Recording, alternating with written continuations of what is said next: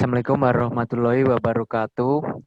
Di sini kita dari kelompok 13 akan mempresentasikan tentang asimilasi nitrogen dan belerang.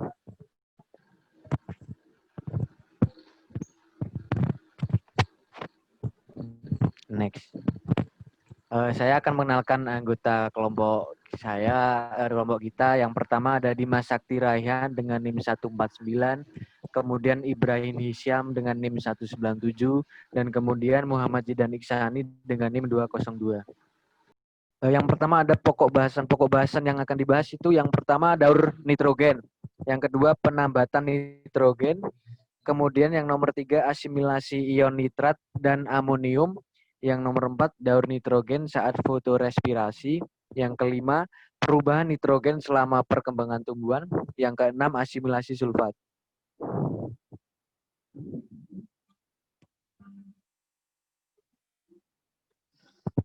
Satu, daur nitrogen. Daur nitrogen adalah suatu proses konversi senyawa yang mengandung unsur nitrogen menjadi berbagai macam bentuk kimiawi yang lain. Transformasi ini dapat terjadi secara biologis maupun non-biologis. Siklus nitrogen secara khusus sangat dibutuhkan dalam ekologi karena ketersediaan nitrogen dapat mempengaruhi tingkat proses ekosistem kunci, termasuk produksi primer dan dekomposisi. Aktivitas manusia seperti pembakaran bahan bakar fosil, penggunaan pupuk nitrogen buatan, dan pelepasan nitrogen dalam air limbah telah secara dramatis mengubah siklus nitrogen global. Itu di sampingnya ada gambar daur nitrogen.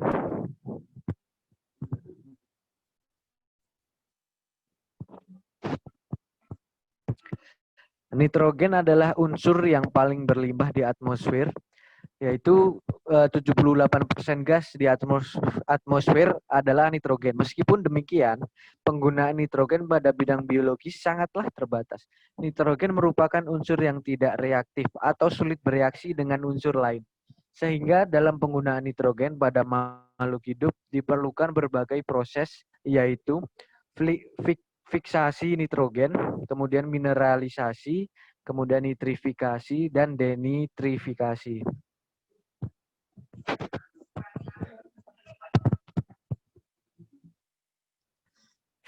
Fiksasi nitrogen. Fiksasi nitrogen adalah proses alam biologis atau abiotik yang mengubah nitrogen di udara menjadi amonia atau NH3. Mikroorganisme yang memfiksasi nitrogen disebut diazotrof. Mikroorganisme ini memiliki enzim nitrogenase yang dapat menggabungkan hidrogen dan nitrogen. Reaksi untuk fiksasi nitrogen biologis ini dapat ditulis sebagai berikut. N2 plus 8H plus 8 elektron minus jadi 2 NH3 plus H2. Mikroorganisme yang melakukan fiksasi nitrogen antara lain Cyanobacteria, Azotobacteriaceae, Rhizobia, Clostridium, dan Frankia. Selain itu, ganggang hijau biru juga dapat memfiksasi nitrogen. Fiksasi nitrogen juga terjadi pada proses non biologis, contohnya sambaran petir. Amonifikasi. Jika tumbuhan atau hewan mati, nitrogen organik diubah menjadi amonium atau NH4+ oleh bakteri dan jamur. Amonifikasi adalah proses pembentukan amonium oleh bakteri yang hidup di dalam tanah. Selain dari hasil fiksasi nitrogen, amonium juga dapat terbentuk dari dekomposisi atau penguraian organisme yang sudah mati, baik tumbuhan ataupun hewan, oleh bakteri. Selain dekomposisi sampah organik, amonifikasi juga dapat terjadi akibat aktivitas bakteri yang merubah senyawa nitrat menjadi amonium. Yang berikutnya nitrifikasi. Konversi amonium menjadi nitrat dilakukan terutama oleh bakteri yang hidup di dalam tanah dan bakteri nitrifikasi lainnya. Tahap utama nitrifikasi bakteri nitrifikasi seperti spesies Mitrosomonas mengoksidasi amonium NH atau NH4+ dan mengubah amonia menjadi nitrit atau NO2-. Spesies bakteri lain seperti Nitrobacter bertanggung jawab untuk oksidasi nitrit menjadi dari nitrat NO3. Proses konversi nitrat menjadi nitrat sangat penting karena nitrit merupakan racun bagi kehidupan tanaman. Proses nitrifikasi dapat ditulis dengan reaksi berikut ini. NH3 plus CO2 tambah 1,5 O2 plus nitrosomonas menjadi NO2 plus H2O plus H plus 2 plus CO2 plus O 0,5 O2 plus nitrobakter menjadi NO3 NH minus NH3 plus O2 menjadi NO2 plus 3H plus 2 elektron. Kemudian NO2 plus H2O menjadi NO3 plus 2H plus 2 elektron. Denitrifikasi. Denitrifikasi adalah proses reduksi nitrat untuk kembali menjadi gas nitrogen atau N2 untuk menyelesaikan siklus nitrogen. Proses ini dilakukan oleh spesies bakteri seperti Pseudomonas dan Clostridium dalam kondisi anaerobik. Mereka menggunakan nitrat sebagai aseptor elektron di tempat oksigen selama respirasi. Fakultatif anaerob bakteri ini juga dapat hidup dalam kondisi aerobik. Denitrifikasi umumnya berlangsung melalui beberapa kombinasi dari bentuk peralihan sebagai berikut: NO3 menjadi NO2 menjadi NO plus N2O menjadi N2. Proses denitrifikasi lengkap dapat dinyatakan sebagai reaksi redoks. Seperti contohnya NO3 plus 10 elektron plus 12H menjadi N2 plus 6H2O. Yang kedua ada penambatan nitrogen. Proses reduksi N2 menjadi NH4 plus dinamakan penambatan nitrogen atau diulas oleh Dixon dan Wheeler 1986. Proses ini hanya dilakukan oleh mikroorganisme prokariot. Penambat N2 yang penting mencakup bakteri tanah yang hidup bebas atau cyanobacteria seperti ganggang hijau yang hidup bebas di permukaan tanah atau di dalam air. Cyanobacteria yang bersimbiosis dengan fungi pada lumut atau dengan pakis lumut dan lumut, dan bakteri atau mikroba lainnya yang berasosiasi secara simbiotik dengan akar, khususnya tumbuhan kacang. Mereka berperan besar pada rantai makanan di hutan, gurun, lingkungan air tawar, dan laut. Bahkan di daerah kutub utara, aktivitas akar tumbuhan penambatan nitrogen menguntungkan perakaran di sekitar tumbuhan, baik melalui pengeluaran nitrogen dan bintil akar maupun melalui dekomposisi bintil akar dan bahkan seluruh tumbuhan oleh mikroba menurut TA dan Faris 1987. Dalam pertanian, penambatan nitrogen sangat penting. Misalnya campuran kacangan dan rumputan. Sering digunakan pada padang pengembalaan. Sekitar 15% dari hampir 20.000 spesies suku Fabaceae atau Leguminosae. Telah dipelajari kemampuannya dalam menarbal N2. Dan sekitar 90% diantaranya mempunyai bintil akar. Tempat berlangsungnya penambatan di bintil akar akan terjadi secara langsung di dalam bakteroid. Tumbuhan inang menyediakan karbohidrat bagi bakteroid yang akan dioksidasi sehingga diperoleh energi. Karbohidrat ini pertama kali dibentuk di daun selama fotosintesis dan kemudian diangkut oleh floem ke bintil akar. Sukrosa adalah bentuk karbohidrat yang umum dan banyak diangkut, paling tidak di tumbuhan kacangan. Beberapa elektron dan ATP yang diperoleh selama oksidasi di bakteroid digunakan untuk mereduksi N2 menjadi NH4+. Reaksi keseluruhan penambatan atau reduksi nitrogen dirangkum pada reaksi N2 plus 8 elektron plus 6 Mg ATP plus 6 H2O menjadi 2 NH3 plus H2 plus 16 Mg ATP plus 16 Pi dan H+. Terlihat bahwa proses tersebut memerlukan sumber elektron dan proton dan banyak molekul ATP. Selanjutnya produksi H2 yang terbentuk per N2 yang direduksi nampak bersifat mutlak. Menurut Hacker 1998, juga diperlukan kompleks enzim yang disebut nitrogenase yang mengkatalis reduksi beberapa substrat lain, termasuk asetilen, sianida, nitroksida, dan hidrazin. Reduksi asetilen menjadi etilen sering diukur sebagai perkiraan laju penambatan nitrogen di tanah, danau, dan sungai. Sebagian karena sangat mudah mengukur etilen dengan karmatograf gas. Sumber asli elektron dan proton adalah karbohidrat yang diangkut dari daun, kemudian direspirasikan oleh bakteri.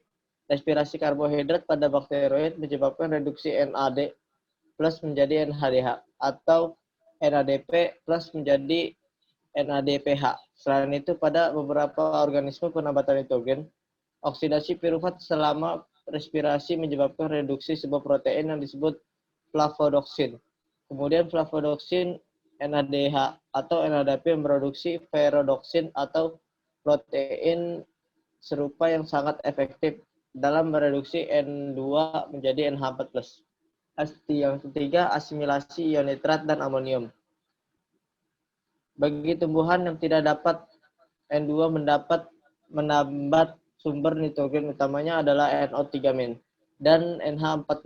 Tanaman yang banyak spesies asli menyerap nitrogen dalam bentuk NO3-, sebab NH4+ segera dioksidasi menjadi NO3- oleh bakteri nitrifikasi. Tapi komunitas klimaks konifer dan rumputan menyerap sebagian besar nitrogen dalam bentuk NH4+, sebab nitrifikasi dihambat oleh pH tanah yang rendah atau oleh tanin dan senyawa fenol. Mula-mula akan dibahas asimilasi nitrat karena senyawa ini terdapat dalam jumlah yang besar di sebagian besar tanah. Dan karena nitrat harus diubah menjadi NH4+ di dalam tumbuhan sebelum nitrogen masuk ke asam amino dan senyawa nitrogen lainnya. Tempat asimilasi nitrat baik akar maupun tajuk memerlukan senyawa nitrogen organik. Tapi pada organ manakah NO3- direduksi dan digabung dalam senyawa organik? Akar beberapa tumbuhan dapat mensintetis semua nitrogen organik yang diperlukan dari NO3-. Sedangkan akar tumbuhan lain bergantung pada tajuk untuk memenuhi kebutuhan nitrogen organiknya. Bukti tentang hal ini berasal dari dua macam kajian. Pada kajian pertama, tumbuhan dibiarkan menyerap NO3-, kemudian batangnya dipotong dan cairan silemnya ditampung dan analisis untuk melihat apakah mengandung NO3- atau senyawa nitrogen tereduksi. Pada kajian kedua, aktivitas nitrat reduktase di tajuk dan akar, terutama daun, di perbandingan asumsi yang digunakan adalah bahwa sebagian besar reduksi NO terjadi di tempat akar atau tajuk. Berlangsungnya sebagian besar aktivitas nitrat reduktase setiap kajian itu mempunyai masalah. Tetapi jika kedua sepakat, maka kita cenderung percaya bahwa hasilnya menunjukkan situasi sebenarnya yang berlangsung di alam. Menurut Andre News 1986, proses reduksi nitrat. Proses keseluruhan reduksi NO3- menjadi NH+ yang bergantung pada energi dirangkum pada reaksi NO3- plus 8 elektron plus 10 H+ menjadi NH4+ dan 3H2O. Jumlah oksidasi nitrogen berubah menjadi plus 5 menjadi -3. Yang keempat, daur nitrogen saat fotorespirasi. Nitrogen hadir di lingkungan dalam berbagai bentuk kimia, termasuk nitrogen anorganik, amonium, NH4+, nitrit NO2-, nitrat NO3-, dan gas nitrogen N2. Nitrogen organik dapat berupa organisme hidup atau humus dan dalam produk antara dekomposisi bahan organik atau humus dibangun. Proses siklus nitrogen mengubah nitrogen dari satu bentuk kimia lain. Banyak proses yang dilakukan oleh mikroba baik untuk menghasilkan energi atau menumpuk nitrogen dalam bentuk yang dibutuhkan untuk pertumbuhan. Daur nitrogen saat fotorespirasi. Kloroplas, peroksisom, dan mitokondria reaksi yang dikatalis bekerja sama menangkap ion amonium. yang hilang di mitokondria selama fotorespirasi. Enzim yang mengkatalis reaksi bernomor adalah rubisco, 2-amin fosfolikolat, fosfatase, glikolat oksidase, katalase, glutamanat, glikosilat, aminotransferase, serin, kompleks glisin dekarboksilase, serin hidroksimetil transferase, hidroksipirufat reduksi, NAD malat dehidrogenase, gliserat klinase, glutamat sintase, dan glutamat. Selanjutnya ada proses daur nitrogen saat respirasi. Ada 3 organel yang terlibat dalam proses daur nitrogen saat fotorespirasi, yaitu kloroplas, peroksisom, dan mitokondria. Dan terdapat lalu lintas molekul keluar masuk pada 3 organel tersebut lewat sitosol. Penambatan O2 oleh rubisco di kloroplas akan membentuk 2 fosfoglikolat, yang kemudian didefosforilasi dan glikolat diangkut peroksisom. 2 enzim transaminase peroksisom mampu mengubah glikolat menjadi glisin. Salah satunya menggunakan glutamat dan serin. Glisin meninggalkan peroksisom dan masuk mitokondria.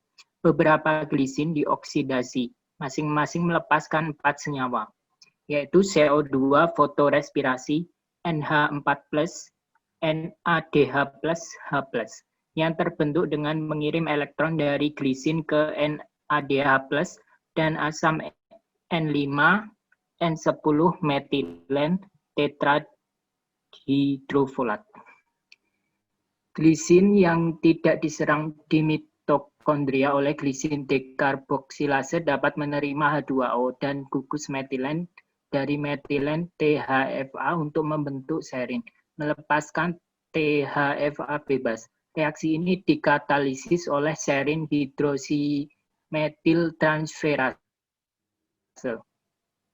Mitokondria mengubah 2 glisin menjadi 1 CO2, 1 NH4+, 1 NADH, dan 1 serin. Serin yang dihasilkan diangkat kembali ke peroksisom, tempat yang dapat menyumbang gugus amino pada transaminase dengan glikosilat, membentuk glisin dan hidroksipirufat. Hidroksipirufat direduksi menjadi gliserat di peroksisom. Gliserat kembali ke kloroplas untuk membantu tetap berlangsungnya daur Kelvin. Reaksi daur fotorespirasi nitrogen menyediakan cara untuk menangkap NH4+, yang sementara hilang oleh dekarboksilasi oksidatif glisin.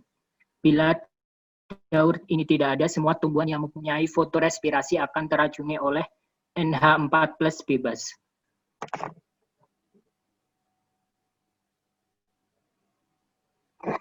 Yang kelima, ada perubahan nitrogen selama perkembangan tumbuhan. Perubahan nitrogen sebagian besar menunjukkan perombakan dan sintesis protein, sebab sebagian besar nitrogen di tumbuhan terdapat pada protein. Di daun, sekitar setengah dari protein berada di kloroplas. Hal ini dibuktikan pada daun broad bean kehilangan nitrogen selama Agustus dan September, sedangkan bijinya menimbun nitrogen. Pengangkutan nitrogen dari daun, khususnya daun tua, ke benda protein di biji atau buah lewat floem merupakan hal yang khas. Senyawa organik penting yang diangkut adalah glutamin, asparagin, glutamat, dan aspartat, dan hanya sedikit sekali NO3-men dan NH4+ yang diangkut lewat floem. Pada broad bean, jumlah nitrogen yang diangkut dari organ vegetatif ke buah jauh lebih sedikit daripada yang diperoleh buah dalam jangka waktu yang sama. Kebutuhan nitrogen tambahan pada biji tumbuhan kacangan tadi biasanya diperoleh dari penambatan nitrogen di bintil akar selama perkembangan biji. Walaupun demikian, kebutuhan nitrogen biji tanaman kacangan sangat besar sehingga kehilangan nitrogen dari daun, terutama yang dekat biji, cukup berarti.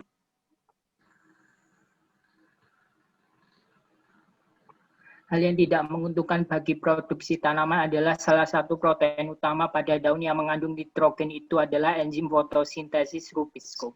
Apabila enzim tersebut dihidrolisis oleh proteinase, aktivitas fotosintesis akan menurun selama pembentukan buah dan biji pada semua tanaman.